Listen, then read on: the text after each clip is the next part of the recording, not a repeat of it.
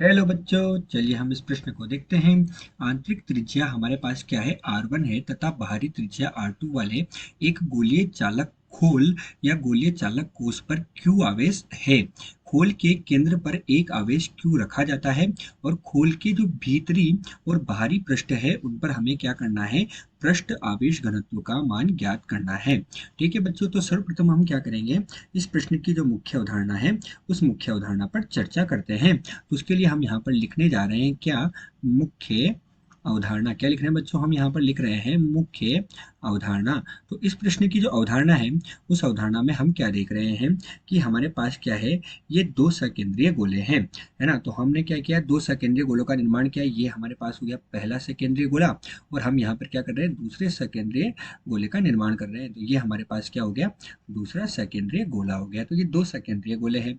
माना जो अंदर वाला गोला है उसकी त्रिज्या हमारे पास कितनी है, R1 के बराबर है, तथा जो बाहर वाला गोला है उस बाहर वाले गोले की त्रिज्या कितनी है, R2 के बराबर है। ठीक है, और इसके केंद्र पर कितना, इसके केंद्र पर धन क्यू आवेश रखा हुआ है। कितना आवेश रखा हुआ है, धन क्यू। तो हमने माना कि इसके केंद्र पर ये धन क्यू आवेश रखा है। तो जब इसके केंद्र पर धन क्यू आवेश रखा होगा तो प्रेरण के कारण यहाँ पर क्या होगा, ऋणात्मक आवेश उत्पन्न होगा। तो यहाँ पर हमारे पास क्या हुआ बच्चों, प्रेरण के कारण क्या होगा, ऋणात्मक आवेश आएगा। अब प्रेरण के कारण जब यहाँ ऋणात्मक आवेश आया और हमें कहा गया कि यहाँ पर धनात्मक क्यू आवेश है, अब जब इस पर धनात्मक क्यू आवेश होगा तो धनात्मक क्यू आवेश क्या करेगा, इसकी सतह पर एकांक रूप से वितरित होगा। तो माना वो आवेश जो है ये धन क्यू आवेश के रूप में इसकी सतह पर एकांक रूप से वितरित हो गया है। ठीक है बच्चों, तो यही इस प्रश्न की मुख्य अवधारणा है और हमें इसका पृष्ठावेश घनत्व ज्ञात करना है। मुख्य अवधारणा ये है कि जब हम इसके केंद्र पर धन क्यू आवेश रखेंगे तो धन क्यू आवेश रखने के बाद प्रेरण के कारण यहाँ पर ऋणावेश आएगा, फिर यहाँ पर धनावेश आएगा ऊपर, और फिर प्रेरण के कारण यहाँ ऋणावेश आएगा, और इस प्रकार ऊपर ही ऊपर की सतह पर हमारे पास प्रेरण के कारण धनावेश हमें प्राप्त होगा। इसके पश्चात हम क्या करते हैं, हम देखते हैं प्रश्न का हल। और प्रश्न का हल देखने के लिए बच्चों हम क्या करेंगे, मुख्य अवधारणा को काम में लेंगे।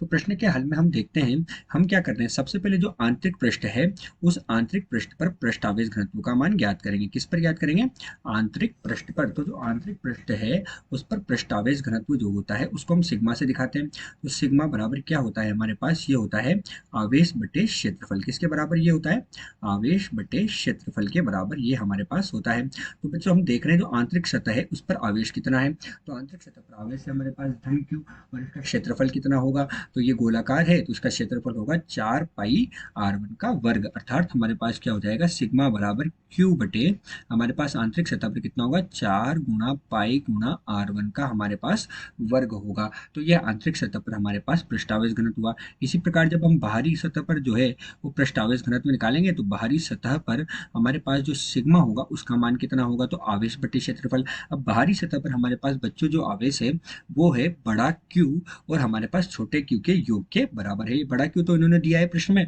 और छोटा क्यू क्या हुआ, प्रेरण के कारण उत्पन्न हुआ है। तो हमारे पास इसका मान क्या होगा, बड़ा क्यू धन छोटा क्यू बटे हमारे पास कितना हो जाएगा, 4 गुना पाई गुना R2 का हमारे पास वर्ग होगा।